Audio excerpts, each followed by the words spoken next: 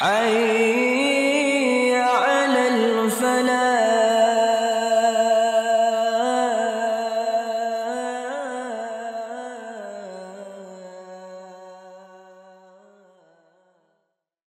Assalamualaikum warahmatullahi wabarakatuh. Alhamdulillahi rabbil alamin. Wa bihi nasta'inu ala umuri dunya waddin. Wassalatu wassalamu ala asyrafil anbiya wal mursalin wa ala alihi wa sahbihi ajma'in. Kita panjatkan puji syukur kehadirat Allah Subhanahu wa taala bahwa dengan izinnya pagi ini kita masih diberi kesempatan untuk bersilaturahim di masjid. Mudah-mudahan bisa menimba ilmu dan kemudian juga memperoleh keberkahan dari Allah Subhanahu wa taala. Pagi ini saya diberi tugas untuk membahas dari panitia menghadirkan generasi penyejuk pandangan mata. Mudah-mudahan kita menjadi generasi penyejuk pandangan mata. Mungkin ini tepat kalau kita merujuk kepada Al-Quran surat Al-Furqan surat Al-Furqan ayat 74. Itu ada doa ibadur rahman yang ibu-ibu sudah pada hafal. Rabbana hablana min azwajina wa dzurriyyatina qurrata a'yun waj'alna lil muttaqina imama. Doa itu di dalam surat Al-Furqan dikatakan sebagai doa ibadur rahman, hamba-hamba Allah yang disayangi oleh Allah Subhanahu wa taala. Diterangkan dalam surat Al-Furqan, wa ibadur rahman, hamba-hamba Allah yang disayangi oleh Allah itu potretnya, cirinya, amalannya ialah satu, alladzina yamshuna 'alal ardi haunan wa idza khatabahumul jahilun qalu salama. Hamba Allah yang disayangi oleh Allah itu mereka yang berjalan di atas bumi ini dengan penuh wibawa, dignity. Kalau ada orang-orang yang jahil memperolok-olokkan, dia tidak marah, dia tidak dendam dan tidak jengkel. Qalu salama, ya terserahlah, sabar, salama. Bangga kita menjadi ibadur rahman, antara lain kita biasa menyikapi sesuatu yang menjengkelkan dengan salama. Tidak usah marah, apalagi sami gelokna begitu. Walladzina yabituna li rabbihim sujada wa qiyama, dan selalu siap salat malam, selalu membiasakan salat malam. Lantas walladzina yaquluna, dan mereka selalu berdoa. Doanya ibadur rahman antara lain ini, Rabbana srif anna adzab jahannama inna adzabaha kana gharama. Ya Allah, jauhkan kami dari azab neraka. Jadi dalam setiap doa di dalamnya ada muatan, minta dijauhkan dari api neraka. Jadi tidak minta yang duniawi saja, tapi juga minta supaya bisa masuk surga dan dijauhkan dari api neraka. Ciri lain, walladzina idza anfaqu lam yusrifu wa lam yaqturu wa kana baina dzalika qawama. Ibadur rahman itu kalau berinfak tidak israf berlebih-lebihan sampai lupa kepada kewajiban diri, tetapi juga tidak kikir. Kana baina dzalika qawama, seimbang, sesuai. Walladzina yad'una la yad'una ma'allahi ilahan akhar, enggak musyrik. Wa la yaqtuluna an-nafsal lati harramallah, tidak membunuh manusia. Wa la yaznun, enggak pernah berzina. Kemudian illa man bertobat, la yashhaduna zur, tidak pernah bersaksi dengan kebohongan, tidak bersaksi dengan kebohongan. Wa idza marru bil lagwi marru kirama, kalau melewati sesuatu lagun itu ketidakberesan, ketidakbaikan, dia tetap marru lewat dengan kirama, mulia, berwibawa, ya, tekukulutus, keamak-amakan, tejamedut, kirama, biar aja, saya jangan ikut. Walladzina idza dzukiru bi ayati rabbihim lam yakhiru 'alaiha summa wa umyana. Kalau dipanggil oleh Allah tidak seperti orang yang tuli dan bisu. dia menyahut, dia mendengar. Nah, kriteria yang terakhir ini pembahasan kita. Walladzina yaquluna, yaitu mereka yang selalu berdoa berkata, Rabbana hab lana min azwajina wa dzurriyyatina qurrata a'yun waj'alna lil muttaqina imama. Kita ingin menjadi qurrata a'yun, sosok pribadi yang menyenangkan, mengesankan, membahagiakan, tidak sebaliknya menjengkelkan, menyinggung perasaan, pika sebelen. Ya, jadi sosok pribadi yang menyenangkan, mengesankan, qurrata a'yun. Qurrata a'yun biasa dijantakan nami pilih kagungan putu istri iman neng qurrata a'yun mangga. Tapi yang paling penting bukan nama, tapi akhlaknya adalah qurrata a'yun, sosok pribadi menyenangkan, mengesankan. Bukan hanya anak, istri harus jadi qurrata a'yun, suami juga harus seperti itu, qurrata a'yun. Maka oleh karena itu doa ini salah satu doa yang ada dalam Quran. Doa dalam Quran itu doa yang paling baik dibaca, terutama kepada kita yang sudah berkeluarga. Ya, walaupun sudah usia tua suami, tetapi qurrata a'yun. Walaupun istri sudah sepuh, tapi qurrata a'yun, pika resepen, pika dedeuheun si mama gitu terus. Ya, pika resepen, pika dedeuheun, jangan sebaliknya pika sebeleun. Beungeut cabokeun. Nah, ini mangga tuh. Qurrata a'yun mudah diucapkan tapi sering-sering sulit. Hayang nyinggung perasaan batur. Nikmati kalau orang lain merasa tersinggung tuh. Alhamdulillah. Baik. Qurrata a'yun. Nah, bagaimana ini melahirkan generasi yang qurrata a'yun ini? Saya sering sampaikan sebetulnya. Kalau kita ingin mendapatkan anak itu memberikan kesan, pikar sepen, pikar nyangen, ada resep. Selain sholat dan lain-lain adalah anak harus bisa baca Quran dengan suara dan lagam yang baik. Luluh itu hati kita ketika anak membaca Al-Quran, apalagi dia hafal. Sengaja saya mencoba bertanya kepada beberapa bekas murid saya yang sudah punya putra.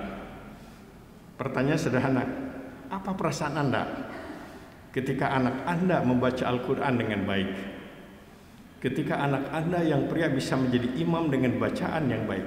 Semuanya mengatakan, itulah kebahagiaan Pak. Malah ada secara khusus seorang apoteker, beliau dulu mahasiswa saya, dia terus terang menangis, Pak. Saya menangis, Pak. Kenapa? Saya bahagia. Dia ingat rupanya kuliah saya dulu di kelas. Ya Allah, Pak. Anak saya, Pak, belum SMP, Pak. Kenapa? Dia mesti jadi imam sholat, Pak. Baca surat Ar-Rahman, Pak. Saya nangis. Ar-Rahman selesai, tamat katanya dalam 2 rakaat. Ar-Rahman itu kan sering-sering sulit dihafalkan. Ibu-ibu biasanya hafalnya cuma 1 ayat, Bu ya. Fabi ayyi ala'i rabbikuma tukadziban. Ayat lain kumaha ustad. Nah, ini sekali lagi itu silakan aja itu dirasakan. Kalau anak kita, apalagi Bu, cucu kita, apalagi cicit kita, dia membaca Al-Quran dengan makhraj yang baik, suara yang baik, luluh hati kita. Sedang marah juga lulus, sedang jengkel juga menjadi terobati, sedang ada masalah juga seolah-olah nggak ada masalah. Itu resep kelihatannya sederhana tapi luar biasa ampuh. Tentu tidak hanya itu, ada beberapa petunjuk dari agama bagaimana supaya keturunan kita, atau tadi bahasanya menghadirkan generasi yang penyejuk pandangan mata. Kalau ketemu dengan dia, kalau mendengar ucapannya, merasa luluh hati kita menjadi nyaman, menjadi tenang. Bukan hanya untuk anak, tapi semua kita. Suami kepada istri, istri kepada suami, mungkin juga murid. Cerita para sahabat ketika awal Nabi membangun masyarakat Madinah, beliau membangun masjid, membangun masyarakat, demam masjid, resep ke masjid. Apa yang menjadi daya tarik? Antara lain karena Nabi adalah sosok pribadi yang menyenangkan, yang mengesankan. Kalau berbicara, sahabat juga merasa bahagia. Kalau baca Quran, para sahabat juga menikmati suara dan bacaan Quran Nabi. Bahkan kalau ditegur, sahabat itu bangga katanya. Apalagi bisa salaman, bisa dirangkul oleh Nabi. Sampai rata-rata para sahabat itu merasa saya paling disayangi oleh Nabi. Saya paling disayangi oleh Nabi. Merasa paling disayangi, jadi begitu. Nah, tentu ini adalah uswah hasanah. Walaupun kita tidak mungkin seperti Nabi, persis seperti Nabi, tapi kita sedang berusaha ikhtiar bagaimana kita menjadi sosok pribadi yang menyenangkan orang lain tanpa kebohongan, yang membahagiakan orang lain tanpa janji-janjian, tetapi semua orang senang kepada kita, bangga kalau berjumpa dengan kita dan seterusnya. Dalam kaitan dengan keluarga, selain Al-Furqan 74 doa ibadur rahman yang kita bahas, ibu dan bapak bisa juga membaca beberapa doa yang diwariskan dari para nabi tentang keluarga. Tentang keluarga. Pamannya saja Nabi Ibrahim. Nabi Ibrahim banyak doa yang diwariskan kepada kita. Salah satu di antaranya dalam konteks pembicaraan kita, beliau berdoa, Rabbi habli minas sholihin. Ya Allah, saya mohon supaya saya diberi keturunan yang soleh. Atau dalam ayat lain beliau berdoa, Rabbana ja'alna muslimaini laka wa min dzurriyyatina. Tuhan, jadikan aku dan anakku Ismail waktu itu ketika membangun Ka'bah. Dan wa min dzurriyyatina, dan keturunanku ummatan muslimatan lak, umat yang selalu berislam, pasrah kepadamu. Ada doa lain yang ini mungkin tidak bisa kita baca, sebab wab'ats fihim rasulan, dan tolong utus itu, diutus dari keturunan kami menjadi rasul. Nah, kalau ini kita nggak mungkin, nggak ada lagi nabi kan, nggak mungkin. Nabi Zakaria juga pernah mengeluh karena sudah usia lanjut, belum ada pengganti. Surat Maryam itu, surat Maryam, Nabi Zakaria mengeluh, inni wahanal azmu minni washta'ala ar-ra'su syaiba wa lam akum bidu'aika rabbi syak. Tuhan, saya tua, rambut saya sudah rontok memutih, dan kemudian badan saya sudah lemah. Saya belum melihat pengganti saya. Berdoa, Rabbi habli, ya Allah berilah kami keturunan. Nah, diberikanlah Yahya, Nabi Yahya dan seterusnya. Nah, ini doa-doa para nabi untuk keturunan bisa dijadikan doa kita, terutama yang sudah berkeluarga, sebagai bagian dari ikhtiar kita untuk mendapatkan keturunan yang penyejuk pandangan mata. Secara fitrah manusia itu rata-rata senang cinta, sayang kepada anak. Fitrahnya begitu. Pertama mungkin seorang suami sayang kepada istri, istri kepada suami. Begitu ada anak, luar biasa. Apalagi anak pertama biasanya parebut yang besar. Ya, kemudian sayanglah, malah menantu bisa dicarikan. Atau enggak lah ke budak teh singnya gitu. Kadang-kadang berlebihan kan. Saya pengalaman karena saya sudah punya cicit, punya anak. Nah, sekarang kepada ibu dan bapak yang sudah sepuh lagi, ketika hadir cucu, lebih lagi. Sedang marah, sedang capek, kalau cucu berbicara, luar biasa. Habis capek kerja, tapi lihat cucu lucu, obat. Lebih lagi bu, bagi yang belum pengalaman nih, punya lagi cicit, ya, buyut, aduh sayangnya juga luar biasa. Itu Allah Subhanahu wa taala memberikan untuk menjaga kelangsungan keturunan, ditanamkan rasa cinta kepada anak, resep ke budak, resep ke incu, resep kabuyut. Nah, yang sudah usia menjelang 80 seperti ayah saya mungkin merasakan, sedang marah, sedang kehel ya. Tapi kalau sudah datang buyut, Uki sibuk ya, aduh, nangis itu ya. Nah, ini luar biasa, itu dari Allah Subhanahu wa taala. Kalau yang tidak demikian nggak normal itu. Tapi kan kita bukan hanya sayang saja, kita harus sayang. Dari ini harus menjadi, dikatakan harus lebih baik dari kita. Kita harus punya program, anak kita, cucu kita harus lebih baik, lebih berprestasi dari kita. Nah, nanti sampainya di mana banyak faktor tentu saja. Ada pesan dari Al-Quranul Karim. peringatan begitu dari Al-Quranul Karim tentang pergantian generasi. Satu, Allah menggambarkan sebuah generasi yang unggul, yaitu Ashabul Kahfi. Innahum fityatun amanu bi rabbihim wa zidnahum huda, yaitu generasi-generasi muda yang iman, yang mantap imannya, tambah tebal imannya. Tapi di sisi lain juga Al-Quran menggambarkan pergantian sebuah generasi yang perlu menjadi perhatian kita. Allah berfirman, fa khalafa min ba'dihim khalfun adha'us shalah wattaba'us syahwat fasawfa yalqauna ghayya. Bergantinya satu generasi dengan generasi yang melalaikan salat dan selalu didominir oleh hawa nafsu, maka satu saat akan menghadapi kehancuran, penyesalan dan kesedihan. Salat mengikuti hawa nafsu, itu ayat tadi. Fa khalafa min ba'dihim khalfun adha'us shalah wattaba'us syahwat fasawfa yalqauna ghayya. Apa tidak tentram, gelisah, geresah, itu akan terjadi seperti itu. Nah, apa yang harus kita lakukan berdasarkan resep sunnah? Nah, kita lihat proses lahirnya sebuah generasi yang qurrata ayun itu. Pertama, harus ada ikhtiar usaha pendidikan. Yang kedua, harus ada keteladanan. Gak bisa pendidikan baik tapi tidak ada teladan. Krisis teladan itu musibah. Kalau sudah krisis picontoun, musibah itu sebuah bangsa. Semuanya jadi bisa dipikat contoh. Nah, itu krisis itu rusak.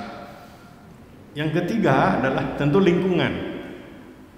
Lingkungan mendukung pergaulan dan lain. Dan yang keempat adalah tidak boleh lupa, yaitu kekuatan doa tadi, kata doa.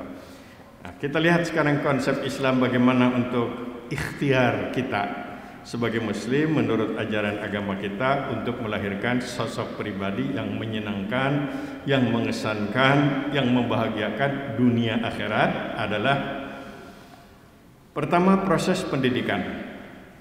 Yang diajarkan oleh agama kita untuk melahirkan generasi yang baik itu sejak memilih jodoh.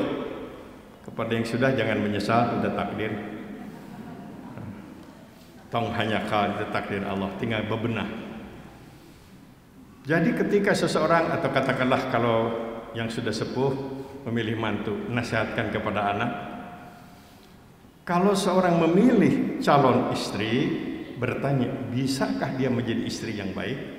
Kalau sudah menjadi istri yang baik, bisakah dia menjadi ibu yang baik bagi anak saya? Kalau sudah jadi ibu yang baik, bisa nggak dia menjadi guru yang baik untuk anak saya, pendidik yang baik? Dan bisakah dia bisa menjadi teladan yang baik bagi anak saya? Keteladanan.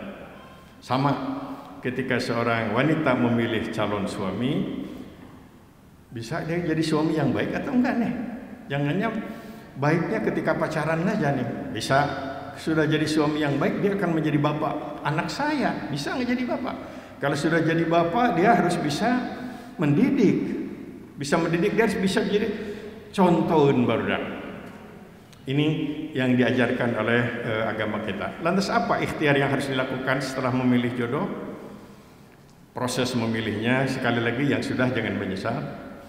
Ada musyawarah, menerima masukan dari orang tua. Jangan ada kesombongan, alah nyaho-naon kolot mah cicing we kumaha saya. Jangan. Itu takabur. Nanti ada musibah itu. Ada musibah. Sebab pernikahan yang ideal adalah pernikahan yang tidak hanya membahagiakan yang bersangkutan, harus bisa membahagiakan ayah dan ibu yang bersangkutan. Jadi nikah itu ideal. Kalau yang bersangkutan juga gembira, ayah dan ibu bangga, nenek juga aduh menang mantu, jeung kasep, jeung pinter, Gusti Allah turun. Harus seperti itu. Semuanya terkendali oleh takdir ini, supaya tidak menyesal. Nyangkal tuh menang nuki atau aduh Gusti kasueuh deui. Nah, sudah, kalau sudah terjadi kita tinggal terima, tinggal perbaikan. Memilih jodoh. Jadi rumah kita selain harus dijadikan, kita sering menyatakan baiti jannati, rumahku adalah sorgaku, sorga dunia tentu saja. Kalau surga dunia itu kan pikar sepen, pikar dedeheun, nggak ada yang pikar sebelah. Tapi juga harus dijadikan rumahku atau baiti madrasati. Harus jadikan madrasah kita.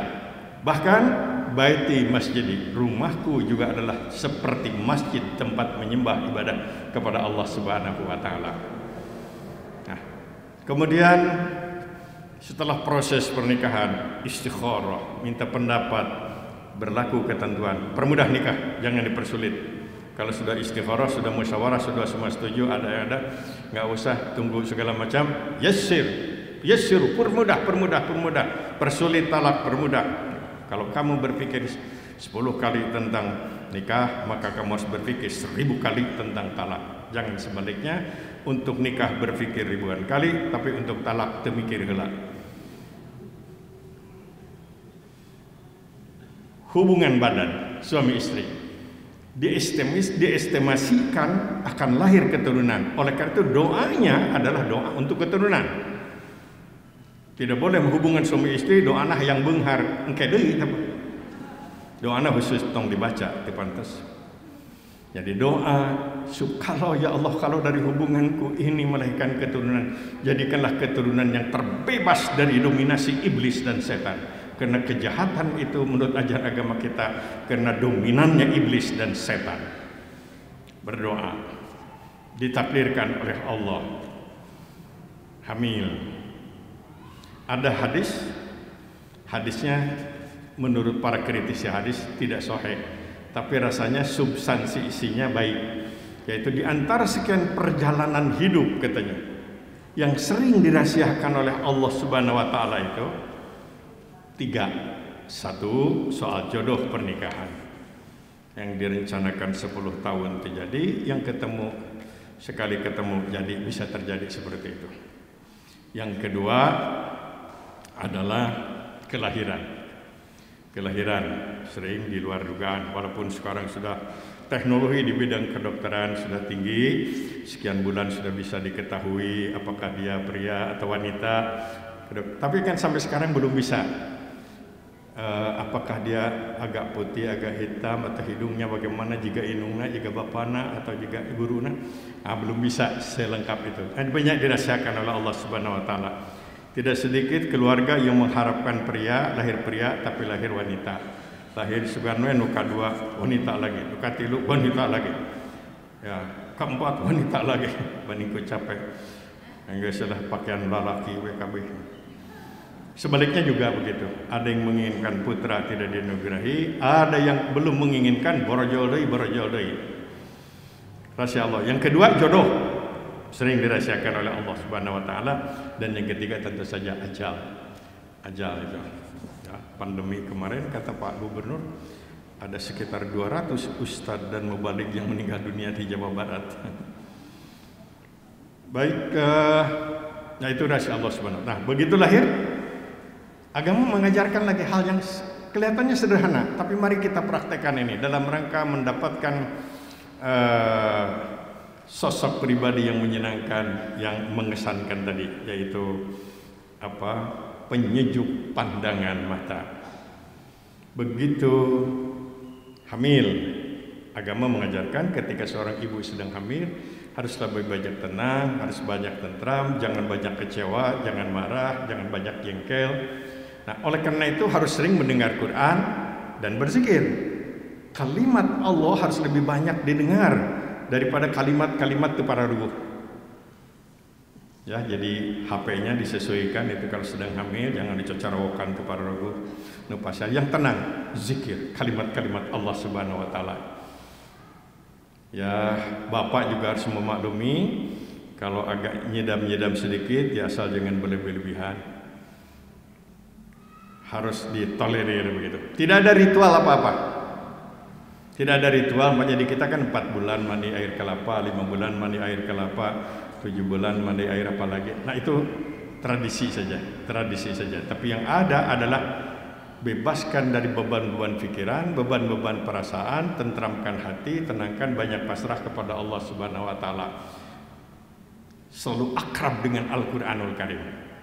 Jangan diuji coba. Nuka hiji oleh ini, nu kadua kakarek ukuran hayang ngabandingkeun yang jangan korbankan. Kata para peneliti atau buku yang saya baca, katanya jangankan manusia, hewan pun ada pengaruhnya dilakukan teliti. Jadi kalau hewan yang sedang hamil dibentak-bentak terus akan beda dengan hewan yang ketika hamil itu dihibur mungkin oleh musik klasik begitu. Akan lain itu lahirnya. Yang ini sesirian, yang ini orang waswai begitu. Allahu alam. Tapi itulah agama mengajarkan sedang hamil banyak. Oleh karena itulah walaupun talak diberikan kepada seorang wanita sedang hamil sah secara agama, tapi secara moral itu adalah merupakan sebuah sikap yang salah untuk keturunan. Jadi mestinya agak tenggang rasa, harus ada toleransi tinggi, ekstra pemaaf, ya, ekstra berjiwa besar begitu. Banyak pasrah kepada Allah Subhanahu wa taala, tahan rasa marah. Lahir, sambut lagi dengan kalimat Allah. Ya, begitu ada yang azan qomat, ada hadisnya tapi katanya kurang kuat. Ya terserahlah, tapi paling tidak takbir. Allahu akbar. Tong tarik teh bisa diwasit.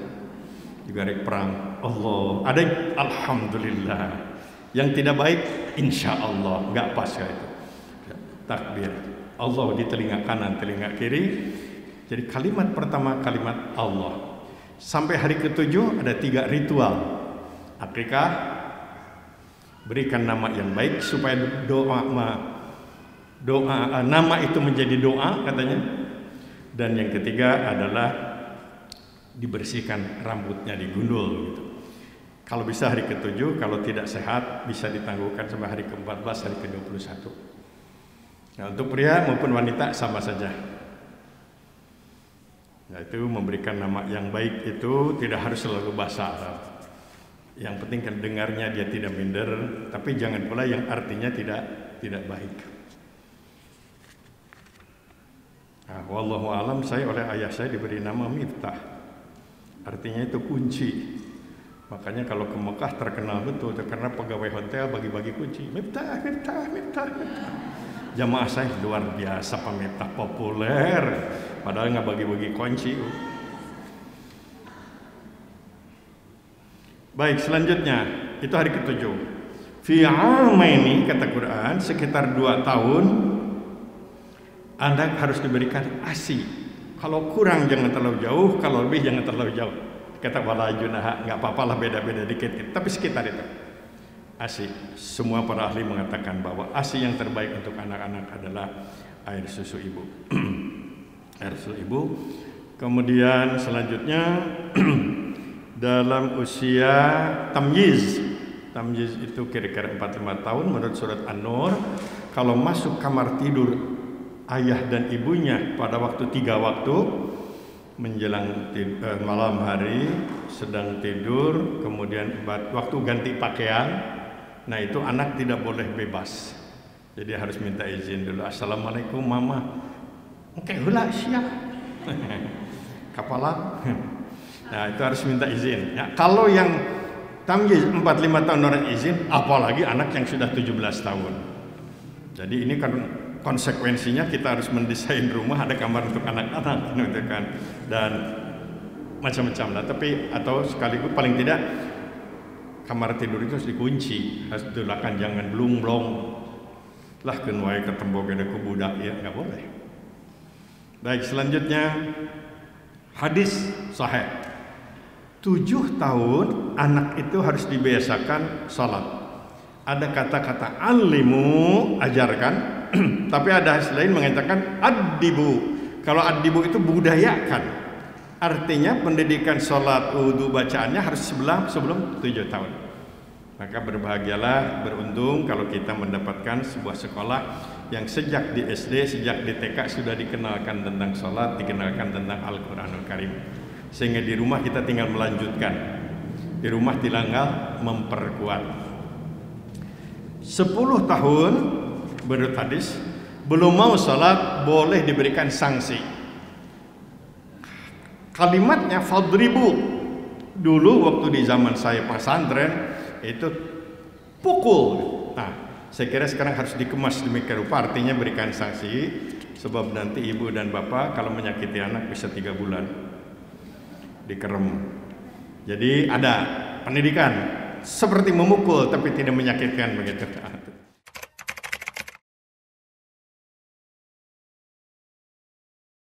حي